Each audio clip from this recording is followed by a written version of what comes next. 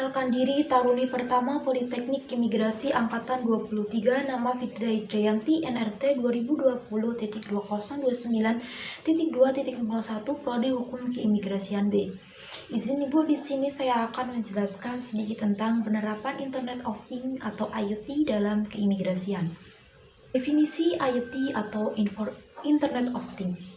Berdasarkan CRAP 2009, Internet of Things adalah sebuah jaringan infrastruktur global yang dinamis yang memiliki kemampuan konfigurasi diri berdasarkan standar protokol komunikasi, di mana benda fisik dan benda virtual dalam sistem memiliki identitas, atribut fisik, karakter virtual, dan menggunakan antarmuka yang cerdas serta terhubung dan terintegrasi ke dalam sebuah jaringan informasi.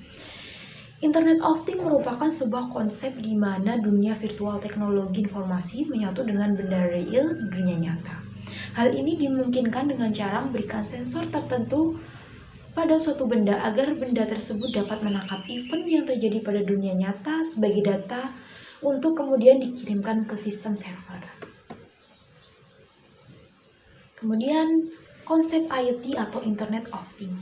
Pada sistem Internet of Things, benda yang memiliki sensor diberikan kemampuan untuk melakukan reaksi yang diperintahkan oleh server melalui controller yang tertara berdasarkan hal yang terjadi di lingkungan sekitarnya. Hal ini memungkinkan sebuah pekerjaan dapat dilakukan tanpa campur tangan manusia.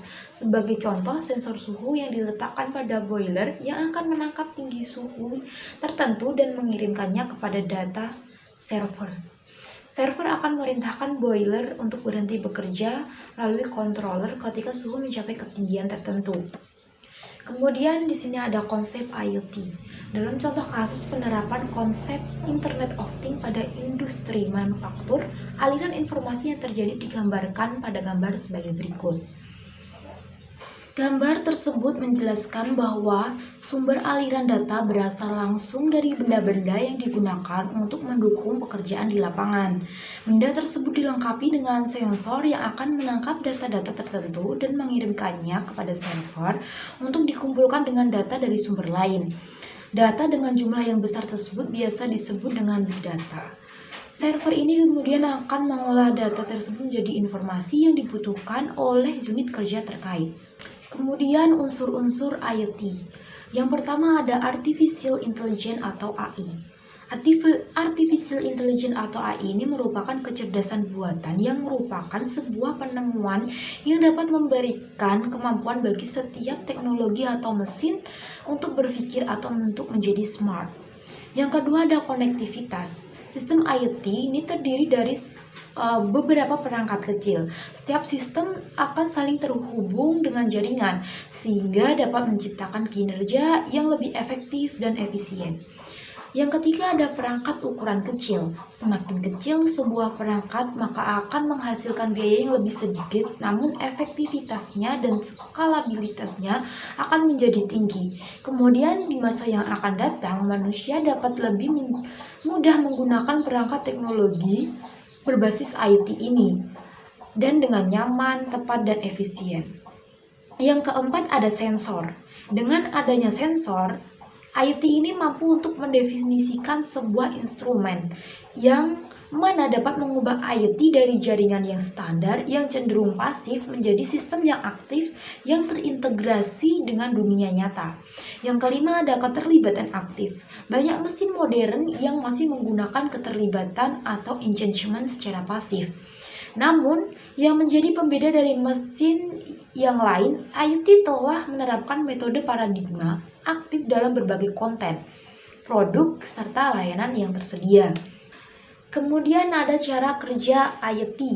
Cara kerja Internet of Things adalah memanfaatkan sebuah argumentasi dari algoritma bahasa pemrograman yang telah tersusun, di mana setiap argumen yang terbentuk akan menghasilkan sebuah interaksi yang akan membantu perangkat keras atau mesin dalam melakukan fungsi atau kerja, sehingga mesin tersebut tidak memerlukan bantuan dari manusia lagi dan dapat dikendalikan secara otomatis. Faktor terpenting dari jalannya program tersebut terletak pada jaringan internet yang menjadi penghubung antar sistem dan perangkat keras. Tugas utama dari manusia adalah menjadi pengawas untuk memonitori setiap tindakan dan perilaku dari mesin saat bekerja atau beroperasi. Kemudian kendala terbesar dari pengembangan Internet of Things adalah dari sisi sumber daya yang cukup mahal serta penyusunan jaringan yang sangat kompleks. Biaya pengembangan juga masih terlalu mahal dan tidak semua kota atau negara telah menggunakan IoT sebagai kebutuhan primer mereka. Kemudian penerapan IoT di bidang keimigrasian. Yang pertama adalah pencegahan TPPO atau tindak pidana perdagangan orang. Direktorat Jenderal Imigrasi telah memiliki kumpulan data untuk mengidentifikasi modus dari pelaku TPPO ini. Jadi, ketika ada suatu kasus, modus dari kasus tersebut dapat teridentifikasi melalui data-data yang telah terkumpul. Kemudian ada e-passport.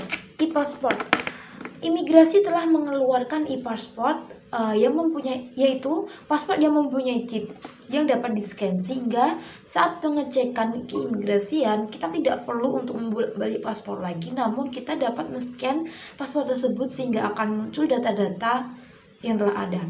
Ketiga adalah biometri. Paspor kini dilengkapi dengan data biometri, sehingga untuk validasi identitas kini lebih mudah, cepat, dan efisien karena biometri adalah khasan pada tiap individu dan satu individu dengan individu yang lain akan memiliki biometri yang berbeda. Berikut referensi yang saya gunakan dalam video ini, dan apabila saya dalam menyampaikan materi pada video ini banyak kekurangan, saya mohon maaf dan sebesar-besarnya, dan terima kasih.